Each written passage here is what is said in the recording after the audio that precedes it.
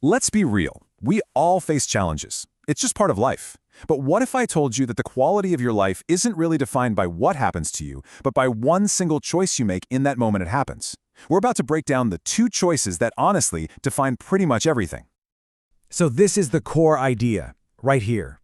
In each and every difficult situation that you face, life gives you two choices, either to react with negativity or to respond with positivity. Remember, the quality of your life entirely depends on the quality of your choices. Keep that in mind. It sounds so simple, doesn't it? But the difference between reacting and responding, well, that's everything. So what do these two paths actually look like in the real world? I mean, one is this knee-jerk automatic thing. The other is a deliberate, way more powerful response. Let's really dig in and see what's happening under the hood in those tough moments. Okay, so first up is the path of reaction.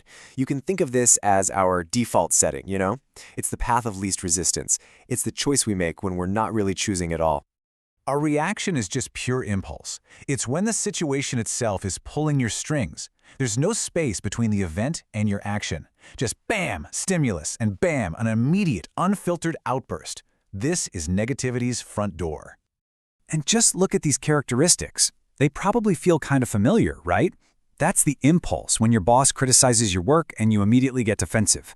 It's the blame when you miss a deadline and your first thought is, okay, who else is at fault here? This whole path is fueled by frustration, that awful feeling of having no control, and it's always focused on the short-term fix. But there is another way. And this brings us to that second, much more powerful choice, the path of response.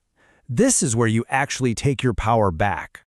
A response is completely different. It's conscious, it's thoughtful, it's all about that deliberate pause you take between the event and your action.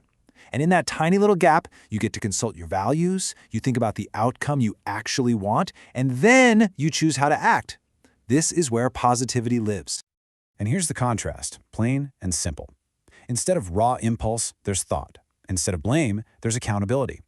This path leads to calm and a real sense of control because you're the one in the driver's seat. Your thinking totally shifts from the short-term problem to the long-term solution.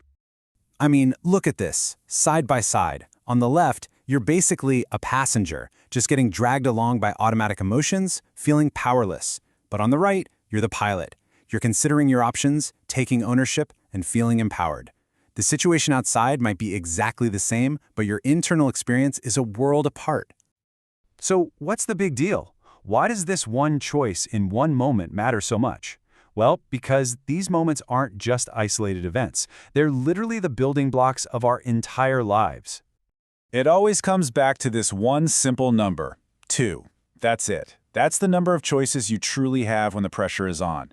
You can react or you can respond. End of list. And here's how it all adds up. So a difficult situation happens. That's a given. Then you get to that fork in the road. You choose to react or respond. That single choice creates your immediate experience, one of frustration or one of calm control. And when you repeat that same choice over and over and over again, those experiences stack up to become the actual literal quality of your life. Which brings us right back to the central point. This isn't about having a life free of problems. Nobody gets that. It's about cultivating a life full of high-quality choices. Your happiness, your success, your peace of mind, none of it is determined by what happens to you, but by how you choose to act within whatever happens. Okay, so how do we actually put this into practice? Because this isn't just some nice theory. It's a mental tool that you can and should use every single day. The original text ends with this simple but incredibly powerful instruction. Keep that in mind. Think of it like a command you give yourself. The next time you feel that flash of anger or that surge of blame, that's your trigger. That's your cue to pause. And just remember, you have a choice. Because let's be honest, the next difficult situation is inevitable. It could be in 5 minutes or 5 days, but it's on its way. So the only real question is, when it gets here, are you going to react on autopilot? Or are you going to pause, take a breath, and consciously respond? The quality of your life is literally waiting for your answer.